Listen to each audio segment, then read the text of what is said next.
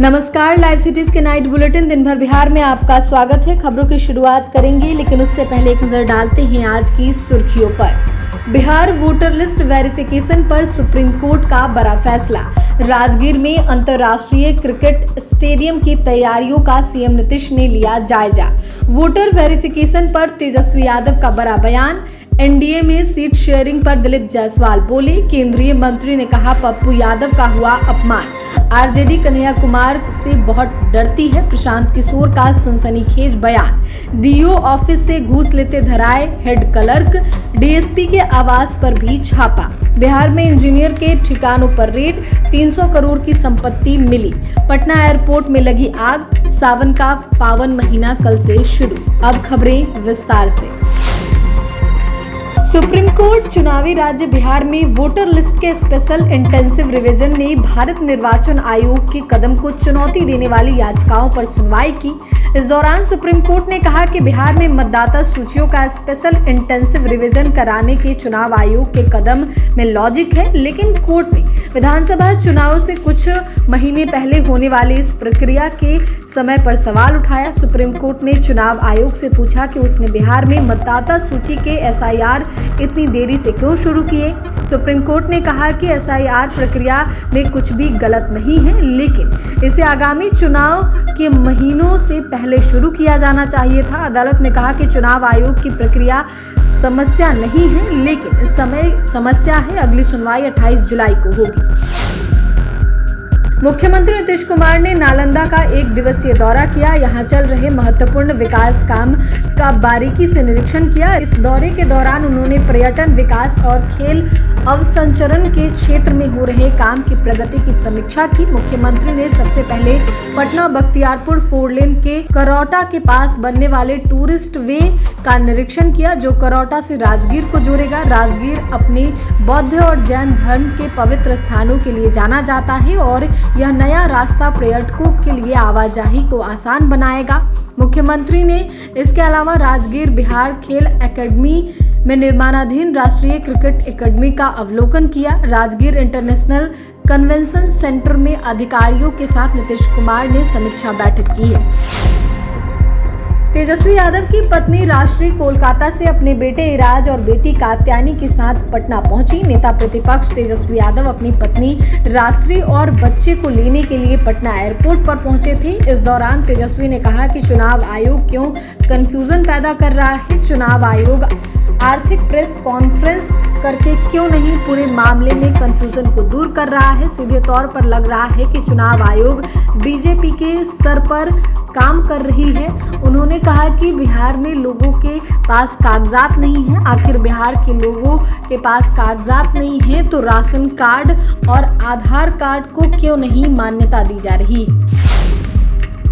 Bihar BJP के प्रदेश अध्यक्ष दिलीप जायसवाल ने सीटों के बंटवारे को लेकर बड़ा बयान दे दिया है। बिहार की 109 सीटों पर चुनाव लड़ने की चर्चा पर जायसवाल ने स्पष्ट जवाब दे दिया है। दिलीप जायसवाल से जब यह पूछा गया कि क्या भारतीय जनता पार्टी 109 सीटों पर चुनाव लड़ेगी, तो उन्होंने साफ इनकार करते हुए कहा कि यह बात बिल्कुल गलत है और सिर्फ एक अफवाह है। इस तरह की कोई चर्चा नहीं हुई है। मैं प्रदेश अध्यक्ष होने के नाते पूरी जिम्मेदारी से यह बता रहा हूं कि वही महागठबंधन के बिहार बंद की प्रतिक्रिया देते हुए दिलीप जायसवाल ने कहा कि मैं पहले भी कह चुका हूं कि अगर मतदाताओं को किसी प्रकार की परेशानी होती है तो हम सभी मिलकर चुनाव आयोग से शिकायत करेंगे। राहुल गांधी को लेकर केंद्रीय मंत्री ने कहा कि कांग्रेस नेता ने गलत किया है। ये प्रदेश के बड़े नेता हैं। सामाजिक जीवन में इससे बड़ा कोई अपमान नहीं हो सकता। पप्पू यादव को अपमानित किया गया है। राहुल गांधी खुद डमी हैं, इसलिए डमी संविधान लेकर चलते हैं। असली संविधान की रक्षा नरेंद्र मोदी कर रहे हैं। आगे भी प्रधानमंत्री संविधान की रक्षा करते रहेंगे। इन डमी लोगों से इस संविधान को छुटकारा दिलाएंगे। कहा कि पप्पू यादव का अपमान हुआ है। संविधान की रक्षा पीएम मोदी करेंगे। कन्हैया कुमार को लेकर प्रशांत किशोर का सनसनीखेज बयान सामने आया है। पीके ने कहा है कि वो बिहार में कांग्रेस के सबसे प्रभावशाली नेताओं में हैं। वो चाहे कांग्रेस में, पर मुझे यह कहने में गुरेज नहीं कि कांग्रेस में जितने नेता बिहार में हैं उसमें अगर किसी में प्रतिभा है तो वो हैं कन्हैया कुमार। कन्हैया कुमार उन चंद नेताओं में हैं जो कुछ कर सकते हैं। अगर कांग्रेस उनका इस्तेमाल बिहार में नहीं कर रही है तो दिखता है कि हम लोग जो बात कहते हैं वह सच है। कांग्रेस बिहार में आरजेडी की पिछलग्गू पार्टी है। आरजेडी का जो नेतृत्व है वो कन्हैया कुमार जैसे लोगों से इतना घबराता है, सोचता है कि कोई नया आदमी आ जाएगा तो हमारे नेतृत्व को चुनौती हो जाएगी, क्या पिछलग्गू बनकर हमेशा नहीं रहेगा। इसलिए आरजेडी वाले नहीं चाहेंगे कि कभी भी कन्हैया कुमार जैसे नेता कांग्रेस में भी कभी सक्रिय हो। मद्य निषेध विभाग के डीएसपी पर बड़ा एक्शन हुआ है। निगरानी अन्वेषण ब्यूरो की टीम ने पटना और खगड़िया में छापेमारी की। आय से अधिक संपत्ति से जुड़ा मामला बताया जा रहा है। वहीं शिक्षा विभाग के डीईओ कार्यालय के प्रधान लिपिक अशोक कुमार वर्मा को 1 लाख रुपए घूस लेते निगरानी ने रंगे हाथ गिरफ्तार किया है। मातृत्व अवकाश के लिए अशोक कुमार वर्मा ने 1.5 लाख रुपए की डिमांड किया था। पटना के डीईओ कार्यालय में कार्यरत प्रधान लिपिक अशोक कुमार वर्मा को 1 लाख रुपए की रिश्वत लेते हुए दबोचा गया है। विशेष निगरानी इकाई ने लिखित शिकायत के आधार पर यह कार्रवाई की है। इस कार्रवाई के बाद विभाग में हड़कंप मच गया है।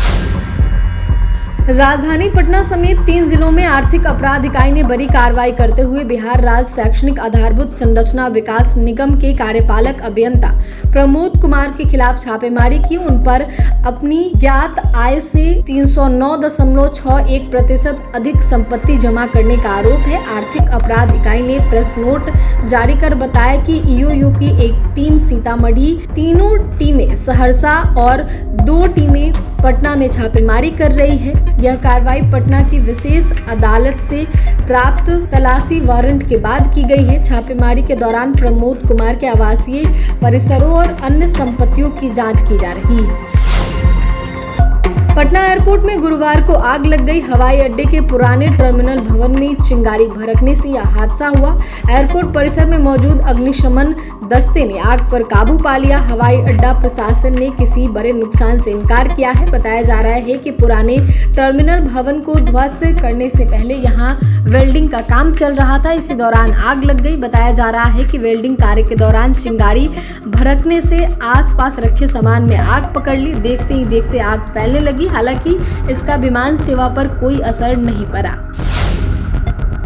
सावन का पावन महीना कल से शुरू हो रहा है, जो भगवान शिव की भक्ति और पूजा का सबसे शुभ समय माना जाता है। सावन मास के प्रत्येक सोमवार को श्रावण सोमवारी व्रत रखा जाता है, जिसमें भक्त निर्जला या फलाहारी उपवास रखते हैं और दिन भर शिव नाम का स्मरण करते हैं। वहीं कांवड़ यात्रा शुरू हो जाएगा। सावन का ये पावन महीना आत्मशुद्धि भक्ति का अवसर है। कल से शिवालयों में भक्तों की भीड़ रहेगी।